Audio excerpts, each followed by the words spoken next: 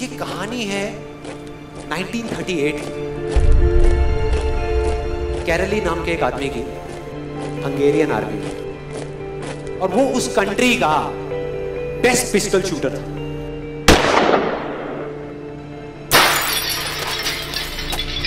जितनी भी national championships हुई थी उस कंट्री में, उसको वो जीत चुका था। और सबको ऑलमोस्ट कंफर्म था कि 1940s में जो ओलंपिक्स होने वाले हैं उसमें गोल्ड मेडल कैरली को ही मिलेगा। और उसने सालों से ट्रेनिंग करी थी। उसका एक ही सपना था, एक ही फोकस था कि मुझे अपने इस हाथ को दुनिया का बेस्ट शूटिंग हैंड बनाना है, बेस्ट बनाना है, बेस्ट बनाना है। और वो कामयाब हो गया, उसने बना लिया बेस्ट शूटिंग हैंड। सिर्फ 2 साल का फर्क। 1938 में एक आर्मी का ट्रेनिंग कैंप चल रहा था। क्योंकि वो आर्मी में था तो एक एक्सीडेंट हो गया।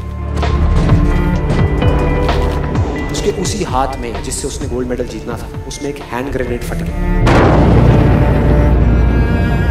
और वो हाथ चला गया। जो उसका सपना था, जो फोकस था, सब खत्म।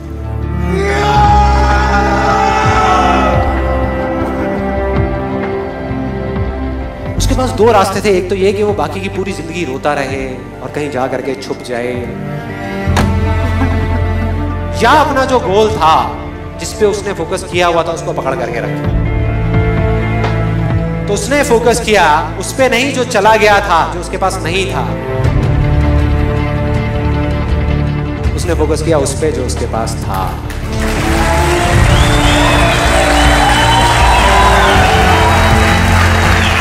जो उसके पास था। और क्या था उसके पास में? एक लेफ्ट हैंड, एक ऐसा हाथ जिससे वो लिख तक नहीं सकता था। 1 महीने तक उसका हॉस्पिटल में इलाज चला इस हाथ के लिए, और सही 1 महीने बाद अपनी ट्रेनिंग शुरू करती इस हाथ की।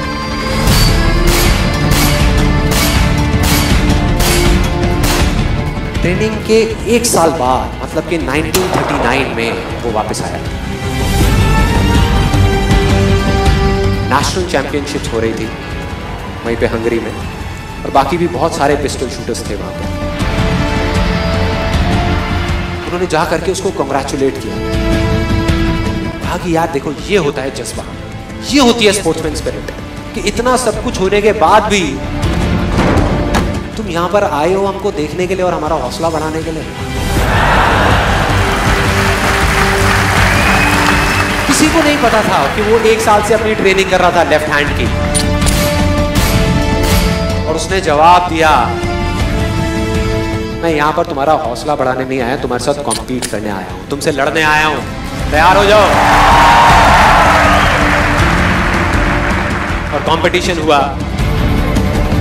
बाकी सब वहां पर जितने भी लोग थे वो कॉम्पीट कर रहे थे अपने बेस्ट हैंड से। ये कॉम्पीट कर रहा था अपने ओनली हैंड से, ओनली हैंड से। कौन जीता? The man with the only hand, Kairali जीत गया। लेकिन वो यहां नहीं रुका। उसका गोल क्लियर था कि मुझे इस हाथ को इस कंट्री का नहीं, इस पूरी दुनिया का बेस्ट शूटिंग हैंड बनाना है। उसने अपना सारा फोकस उठा करके डाला 1940 पे, जब ओलंपिक्स होने वाले थे। लेकिन 1940s के ओलंपिक्स कैंसिल हो गए वर्ल्ड वॉर की वजह से।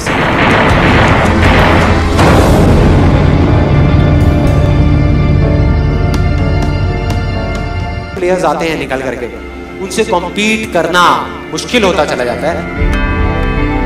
लेकिन मुश्किल नाम का ये वर्ड था ही नहीं उसकी डिक्शनरी में। वो गया, पूरे वर्ल्ड के बेस्ट शूटर्स आए हुए थे जो अपने बेस्ट हैंड से कॉम्पीट कर रहे थे, और ये अपने ओनली हैंड से कॉम्पीट कर रहा था। और कौन जीता? The man with the only hand.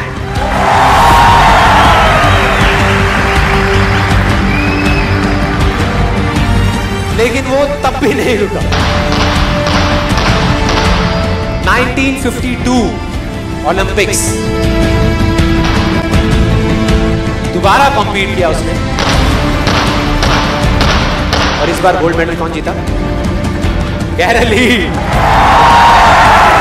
4 साल बाद दोबारा से, और पूरी की पूरी हिस्ट्री को बदल करके रख दिया ओलंपिक्स ने। इस पर्टिकुलर कंपटीशन में उससे पहले किसी भी एथलीट ने लगातार 2 गोल्ड मेडल्स नहीं जीते।